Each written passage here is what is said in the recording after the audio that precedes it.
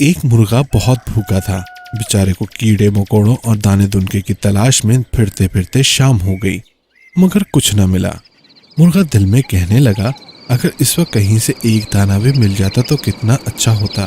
और अभी ये सोच ही रहा था कि दूर से कुछ चमकदार चीज जमीन पर पड़ी नजर आई। मुर्गा दौड़कर उसके पास पहुंचा। वो हीरे का टुकड़ा था। हीरा इस तरह चमक रहा था जैसे अंधेरी रात में सितारा। अगर कोई जौहरी इसे देख पाता तो खुशी से फूला न समाता।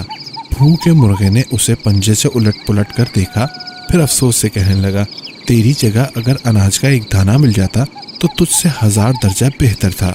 सच है, जरूरत के वक्त एक सूखी रोटी सोने चांदी और हीरे जवाहरात से बेहतर होती है।